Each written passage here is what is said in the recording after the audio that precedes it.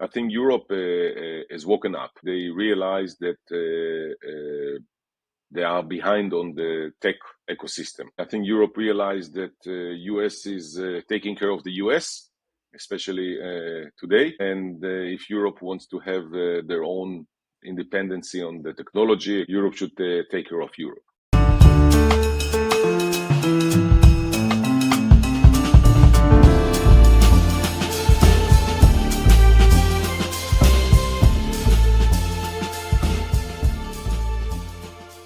Hi folks, James here, and welcome to the Spyro Circle, this time in collaboration with Forbes Israel.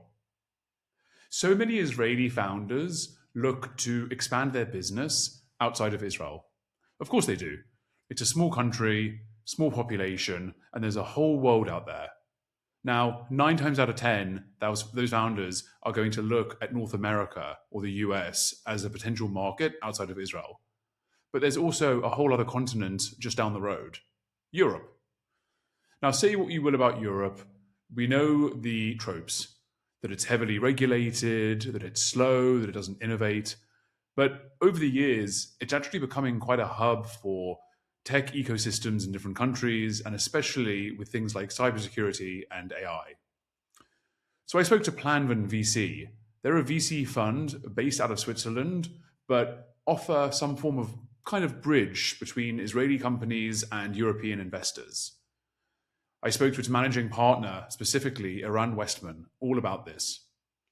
We spoke about the ecosystems, we spoke about the connections and the relationships, and we also kind of addressed the elephant in the room, which is the rising levels of anti-Semitism felt across the continent and whether or not that translated into day-to-day activity or business practices. Anyway, our conversation scoped all kinds of topics, and it really was interesting for me to hear all about different things that take place in that continent. I hope you enjoy. Eran, thank you so much for taking the time. Thank you for having me. I have a lot of different discussion points I want to address with you today, because I think it's a really interesting time to be talking about some of the investment opportunities and in different parts of the world. But what I want to do first is basically paint a bit of a picture to where Planven is exactly. So you folks operate as somewhat of a bridge between the Israeli tech ecosystem and the European tech ecosystem through investment opportunities. Talk me through a bit about what you guys do and why that bridge exists right now. Excellent, thank you. So Planven is a European fund, so headquartered in Zurich, that since inception invested across this bridge, if you want to use this expression, meaning investing in both Europe and in Israel. In a way, it gives European investors, which is our investors, the LPs, predominantly European, access to the best of breed. So if I take you for our investment process, in most cases, we develop together with our network, either our CISO advisory board when it comes to cyber or healthcare advisory board when it comes to healthcare and other domains.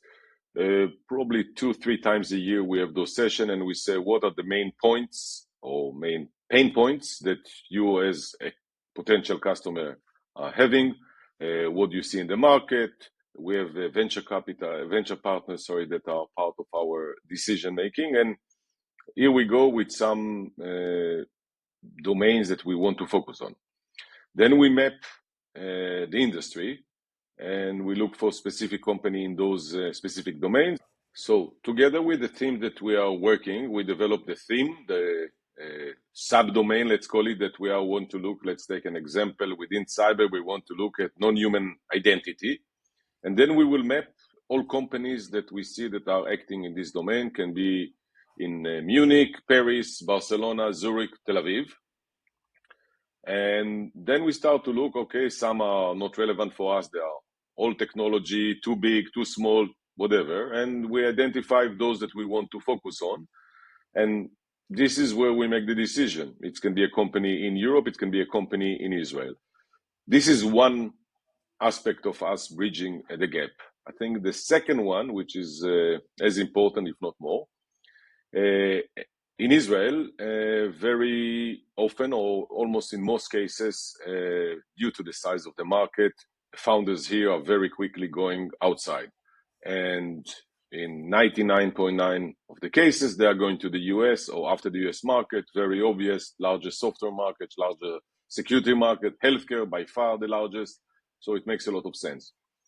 When those founders or CEO look what I will do when I'll be big and I will be running a large company, they very quickly understand that at that stage, 30 to 40% of their business should come from Europe. Europe is difficult in many ways, many languages, many cultures. Regulation is much stiffer, especially when we speak about some of the domains that we discussed, security or healthcare.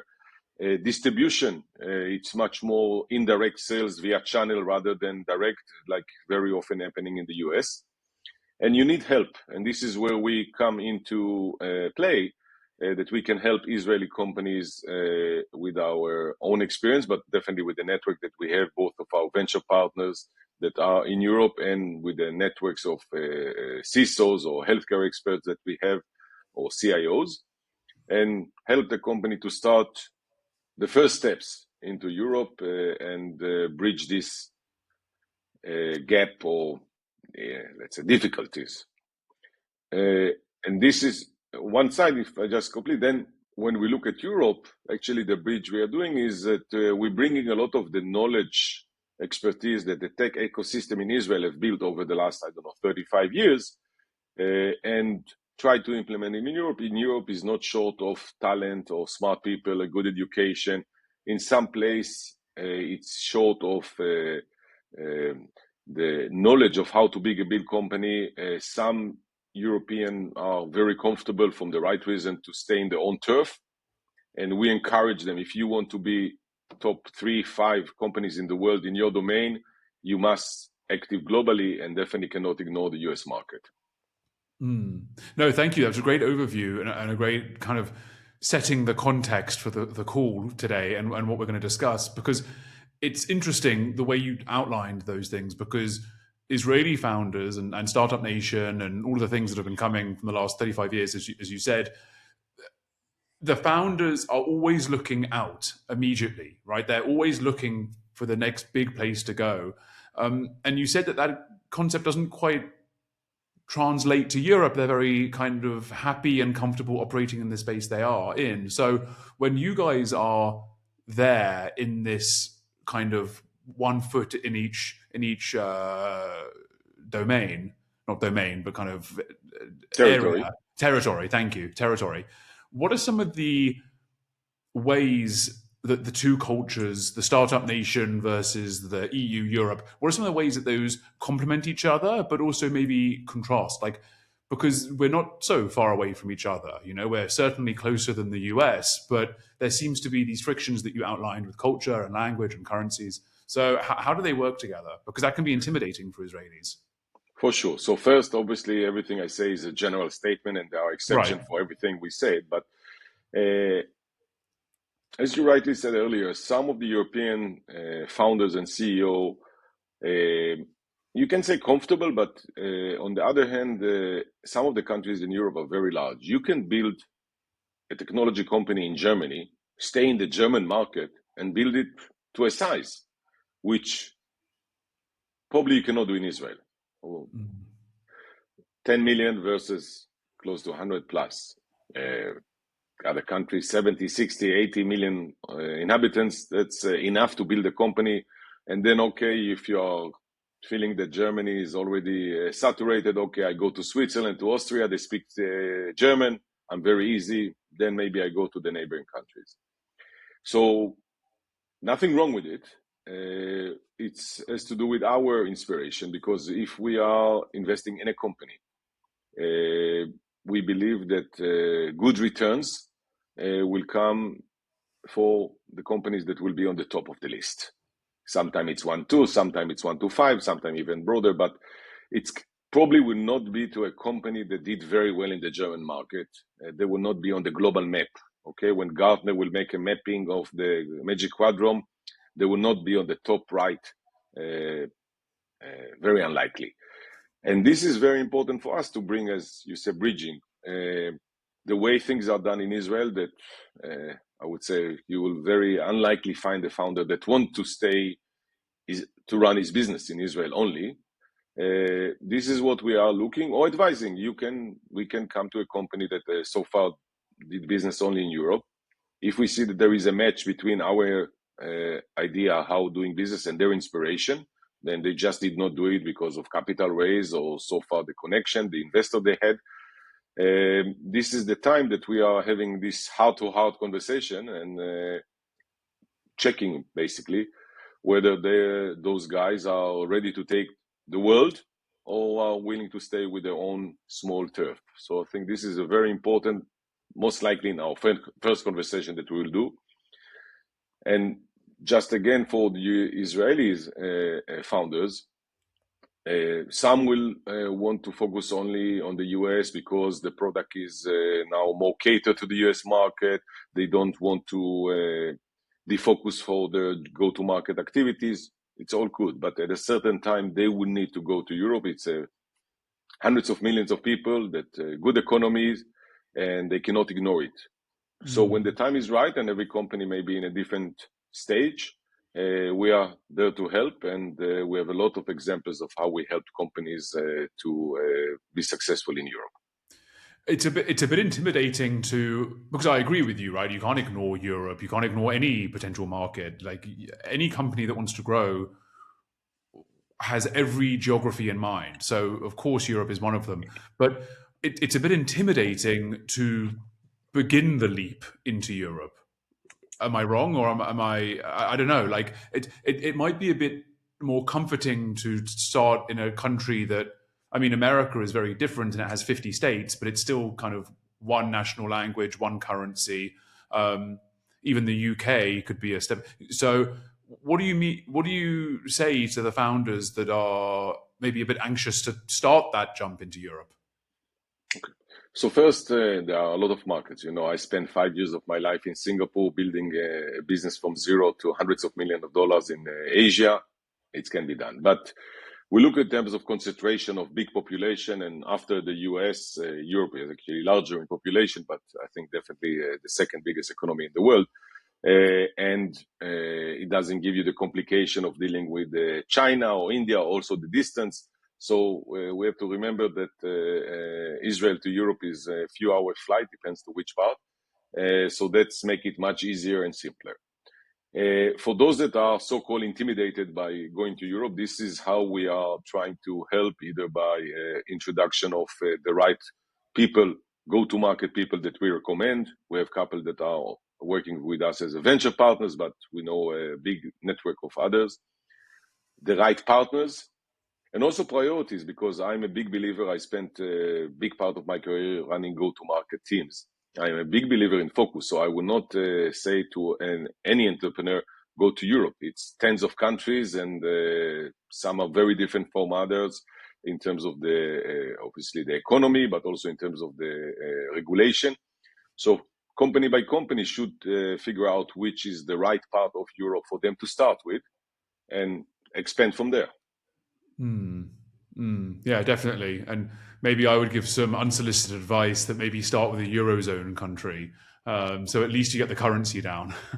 Yeah, that's for sure. I think this is okay. And also you have regulation that are EU. So once you, let's say, you do something that require regulation approval, at least you do it and you have it now for all Eurozone.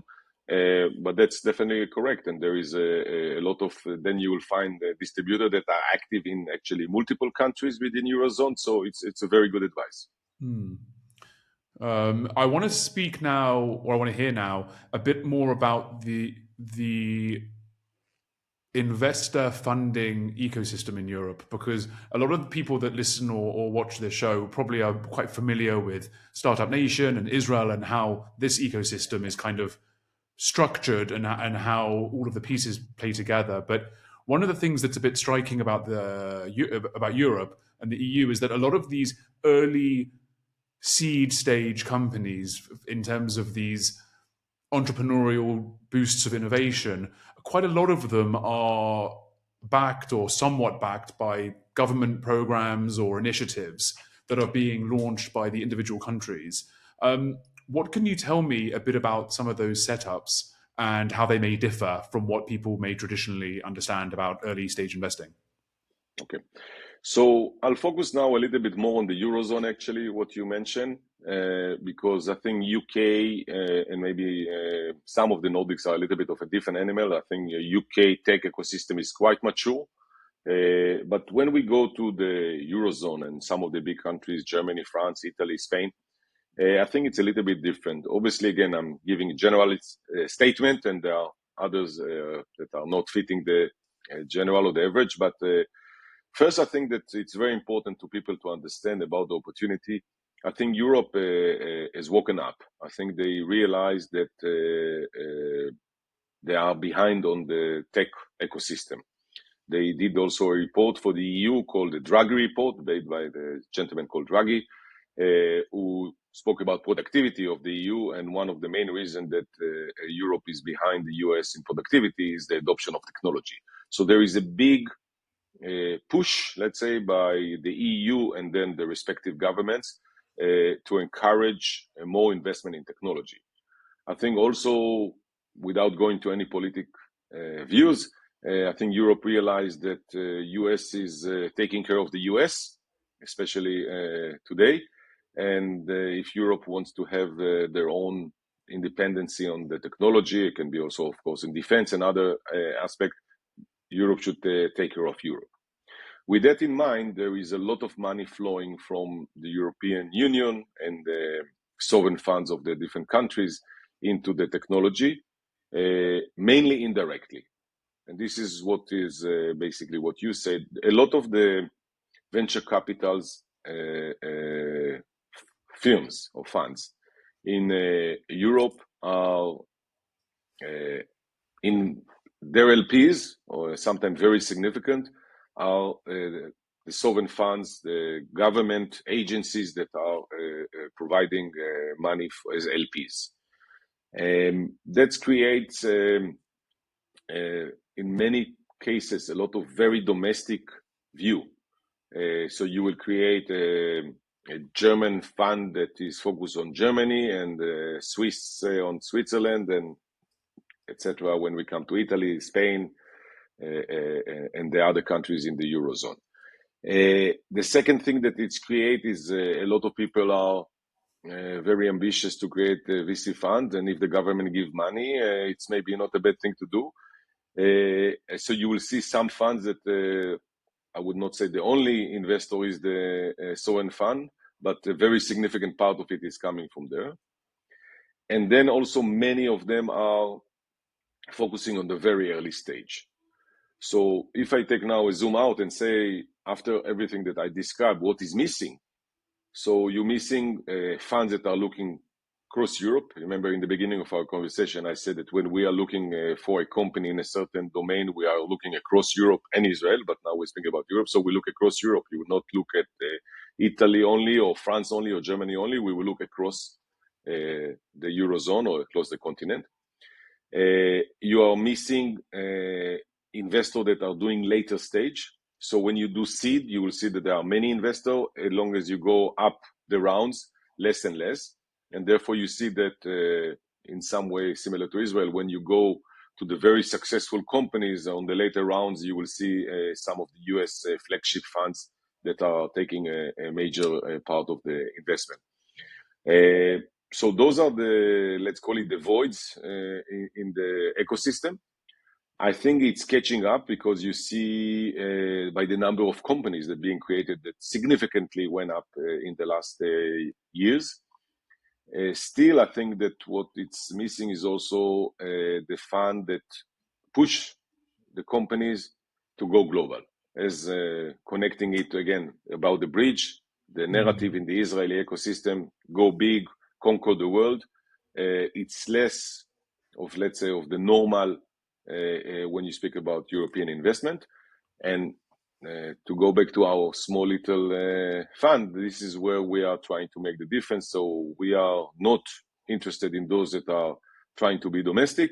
We are going global. I'll give you maybe a funny story. I used to live I used to live very long time in New York, and one of my favorite restaurants is a restaurant called Daniel Boulod. This is the chef called Daniel.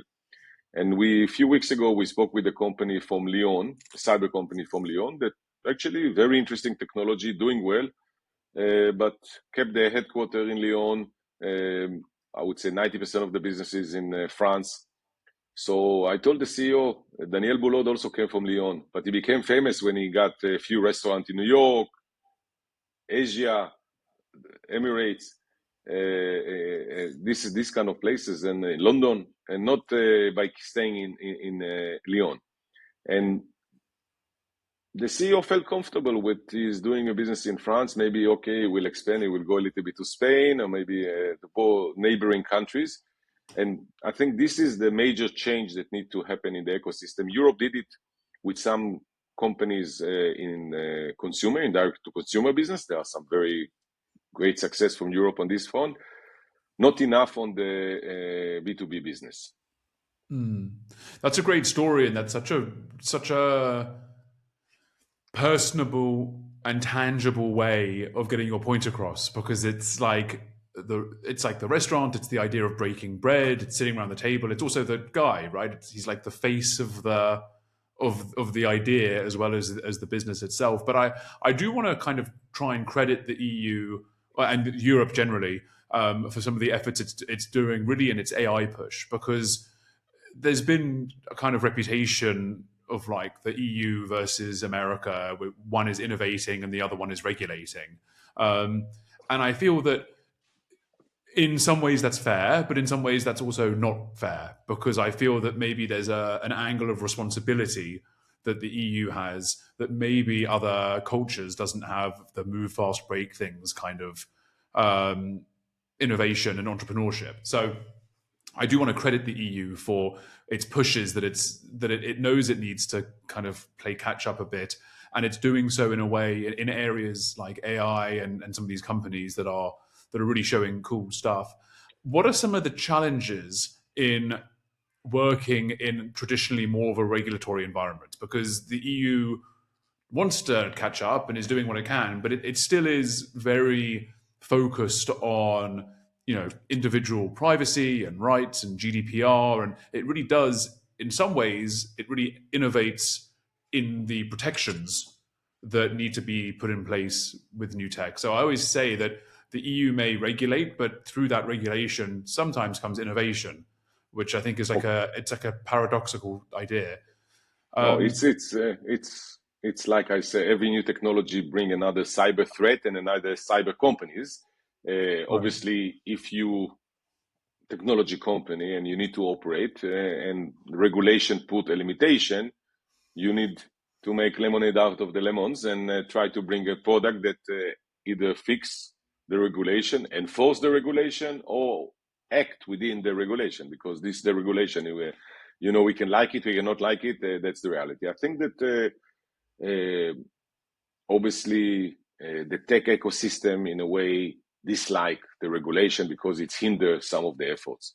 But if we give credit to Europe, some of the regulation that were enforced many years ago, adopted also in the US. I would say California GDPR is not significantly behind Europe. Well, I was going to say it was followed by CCPA in California, and then Exactly. and then once it landed in America, it dripped down to other states. Exactly. So I think that there are regulation that makes sense. Sometimes you can be overprotective, but that's the nature of governments that are more conservative in a way, and Europe is more conservative from the US. We are not the first to acknowledge it. But I think that within the regulation, Europe also tried to give the ability to innovate. I think that two things that people might underestimate is the fact that Europe has great universities. I don't think that they are fall behind of universities, and I think number of engineers is not falling short of the US. And this is something that people need to remember. Again, we spoke about some of the inspiration, and we say in Hebrew chutzpah that is maybe missing, but I think in terms of the brain and the ability of people to develop, I don't think that Europe is behind. The second thing that is very important to run a company, because a company in the end of the day is business that need to make money. Workforce in Europe is much cheaper than in the US. Again, generally, as a general statement. I spoke yesterday with a friend that is a CISO of a global company in the US, and she told me that most of the hiring in her team, unless you need people in country for regulation purpose, also US has a regulation purpose, but unless she needs them or time zone, she will hire people in Europe. She said they are as qualified as the people I can find in the US, and the salary is lesser. And if I need a large organization, it makes a difference. We sold a company called Nozomi Networks, originally from Italy, Switzerland company in the cyber infrastructure or protecting OT, power, railways, to Mitsubishi Electric in September of 25 for $1 billion all cash deal. This company was already profitable probably for 18 months before it was sold, and part of the reason that it was attractive, while there are other companies with in the same domain that are larger in revenue, based the R&D is based either in Israel or in the US, that are still losing a lot of money. So there is also an opportunity that Europe present, that you can build. Let's say you need the same amount of engineers in the same company, and you can get it in a lower cost. It's make a difference, definitely in scale. When you have 5 engineers, it doesn't make a difference. When you start to have 100 engineers, it starts to make a difference. No, definitely. I've heard that as well, that especially nowadays with the whole virtual, you don't have to be in an office every day, and the culture can be surrounded. Like in some ways, the tech and the coding or the engineering, whatever you need from a worker, that is the culture, right? And that transcends Israel or Europe or America or any other market. What would you say? I want to touch on what you were saying about the founder mindset, because you, as we said, Israelis have the chutzpah and they think of global footprints from day one because they want to get out of the Tel Aviv or Herzliya tech ecosystem right away. What's the European mindset like? European founder mindset, excuse me. What is the typical? And I know we're like speaking generally a lot today, and I think I want to continue that as well, because I don't want you to have to pinpoint specific people. But if we could really dissect the difference between the two, what does the European tech founder look like today?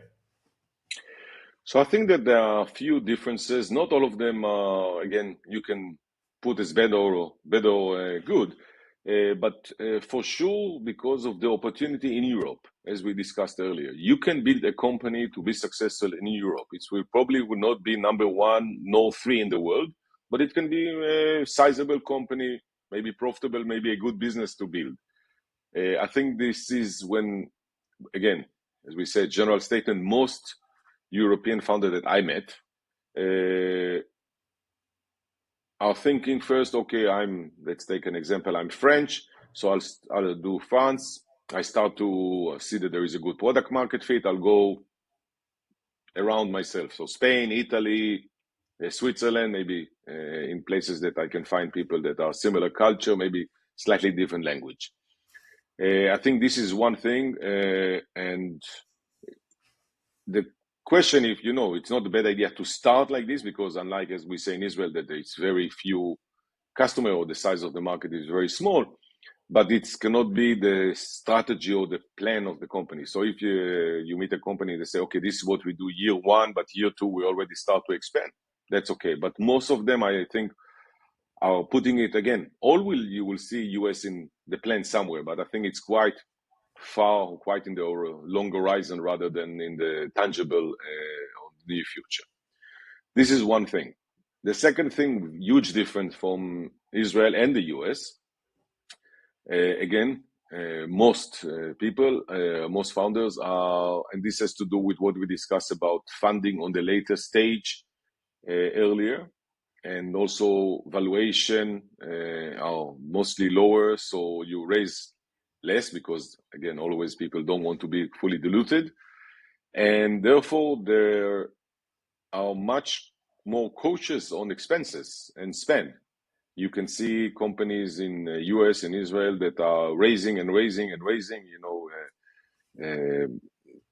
that's and thinking about growth at any cost. Okay, Right. it's not I'll run out of money, I'll raise another round, or people will reach out to me because I have a great idea and they will invest more and more.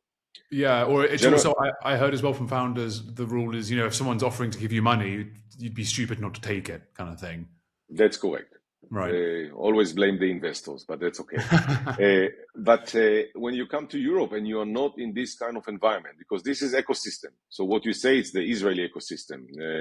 We read a lot of those seed rounds of cyber companies without an idea of $60 million round. I don't think that there is any seed round in Europe for a cyber company in $60 million valuation, not equity deployed. So because you are living in a different ecosystem, different environment, you need to be cautious because you don't know. First, you raise significantly less, again, in most cases, seed round that what your peer in the US and in Israel raised. And second, you are unsure about how easy will it be for you to raise the next rounds. So you need to be very cautious. So something that probably most likely you will never find in Israel. You can see companies that are raising an A round and they are almost break even, or tell you that soon they will be break even, or when we come to round B, this is not something that in the Israeli ecosystem almost exists. So I think from investor perspective, there are advantages for it. To be cautious is not a bad thing. Obviously, when it's affect growth and expansion and going global, there are trade-offs that you need to make decision of. But that's, I think, I would say the two main characteristics that you see, because I don't think that, as I mentioned already several times, I don't think that Europe is short of smart people, people that are with great ideas. So I think those are plenty. Now it's one of the main success reason for Israel. It's the M&A universe here, and people that were acquired in the first company, whether they are the founders or just senior leadership, and then they worked in one of the largest company, either the Big Seven or any other big corporate America that teaches you in many ways how thing to do or what thing not to do. It's the same. It's also a lesson. And then, okay, you do your golden handcuff period and you go and you start a new company. So we have a lot of those, and there are statistics of how many companies came from this company or that company. This cycle is less in existing in Europe. So people are learning in many cases the first lesson. So you will do the same mistake. I was once a CEO, and I'm very often telling CEOs that I'm sitting on the board, go be creative. This mistake I already made 10 years ago. Go do your own mistakes. And if you are lack of this ecosystem, as I feel in Europe, people need to make the mistake by themselves. No, definitely. That's great. I love those insights. I do want to address somewhat of an elephant in the room when it comes to a conversation between bridging gaps or fostering kind of opportunities between Israel and Europe. Given the last couple of years, there's been concerns about rising anti-Semitism across the continent, either on a kind of street level, but just people kind of experiencing it in their day-to-day life, or going all the way up to a more institutional or business level. I don't want to diminish those concerns, but I also don't want to underplay the significance that the European investments ecosystem has on Israel. So, what would you say to people who may look at Europe as a whole, right? I'm not talking any country, I'm not talking any specific thing about it, but just as a concept after the last couple of years, what would you say to people who may be a bit apprehensive given the reported rise in anti-Semitism, either on a street level or a business level? Okay, so first, this one, I will not give any general statement because I don't know general statement.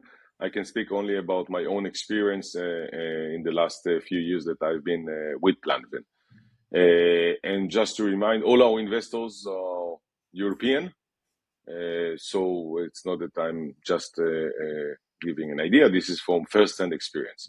I have not met with any anti-Semitic comment, question, or approach during the time that I've been, and I speak with ecosystem, other VCs, investors, LPs, companies, partners, all the ecosystem. Obviously, what people don't tell me, I don't know, but I'm saying again only what I have first-hand experience. You do hear concern about the situation in Israel, and again, a concern. I'm not saying political view, but more if things that are maybe very obvious to us, but is the ecosystem. If people, if they cannot go to the office, how can they continue to develop the software, or how they continue to run a company, and CEO that maybe has to go to reserve what's happening to the company. So you hear these kind of concerns. However, in the investment decision, again, as much as it was shared with us, I have not met any from both sides, from investors that are investing with our fund, or from companies that we are investing with them. On both sides, we have a lot of Europeans, and I have not met any anti-Semitic concern or comments or anything that will make me feel uncomfortable or worried. I think that the organization, and some of them are government related, or at least corporate related, are doing, I'm sure, in the background their check of what is allowed to them in terms of the EU. Were some noises in the EU in the later part of the Gaza war, in let's say in August, September of last year. Maybe there will be some sanction from the EU on Israel. So these were some issues that were maybe coming, but again, nothing that I can directly connect to any anti-Semitic comment. Yeah, it's always good and promising to hear. And I think that I also want to take this opportunity to highlight a report that you folks did towards the end of 2025 that actually showed that despite what you may read online, or despite some of the nasty incidents that you hear reported on, actual business partnerships and collaboration with Israeli companies in Europe, whether it's through tech or through workforce or through funding, they are actually increasing. So it's something that, and I can put a link down to the report that I've just mentioned, because it's you and KPMG and another party that was involved. It is a testament to the kind of signal among the noise. So it's promising to hear anecdotally from you, but also just on the broader scale, that it is kind of business as usual. At least maybe it's changing slightly, but the frameworks still exist, and it's not so it's not such a pariah as critics may want to point it out as trying to be. 10 years from now, what will all of this look like in terms of the EU's tech ecosystem, which is growing and taking shape? Israel, of course, 10 years will be a vastly different place. What do you guys see your position looking like in the next decade? I think that I'm very optimistic. I've been with Plan only for a couple of years, and if I look at our weekly deal flow review over the last 2 years, I see a significant improvement of the quality. Put aside quantity, which is also significant, but in the end of the day, we need to invest in 10, 15 companies, not in hundreds. But there is a huge increase of quality, evidence by the technology that the company present, by the quality of the founders, definitely, and by the inspiration of them to take it global. It sounds like at least how you're painting it is that it's going to, the foundations that are being set today are going to flourish, and that it's only going to continue going in that direction, which is promising. If a founder today wanted to start a company that would flourish both in Israel and Israel and Europe, in those 10 years, like 10 years from now, what would you need to tell them today? What foundations would you need to tell them, except aside from looking to go global, all of the things we discussed? What are some of the foundational frameworks that they should put in place today? I think that, like I say, I would say two things.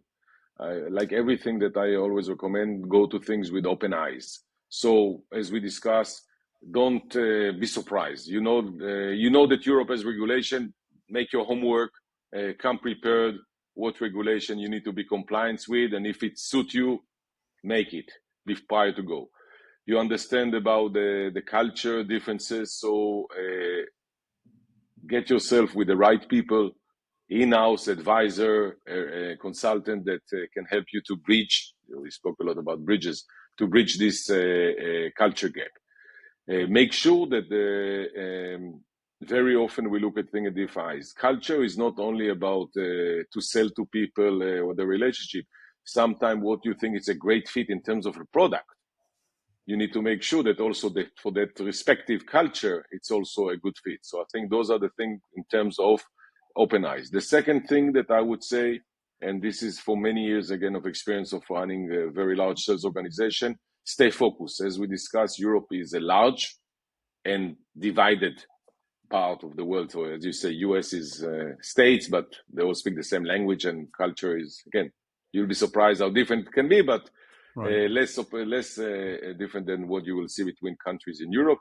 So start with where you think is the best fit for your product, and also that there is enough scale. Don't go to the small countries where you cannot find, and make your way up. So start with the 1 or 2 countries and expand it as you grow, and rather to go and try to sell to 30 countries, and you probably most likely will not be successful. So I think those, go in open eyes, understand what is required to make it successful, and focus off your way inside the continent and expand from there. All right, Eran, wonderful. That was great advice. And I want to close the episode today how I often do, which is with a quick fire round. So I have a few questions here for you. I want you to answer them as quickly and instinctively and shortly as possible. And I'll just throw them at you, and I want to see what your mind brings out. So what's one European country that Israeli founders underestimate? France. What's a sector in Europe that you're most excited about right now? Cyber is picking up very nicely in Europe. What's one startup mistake that you see over and over again?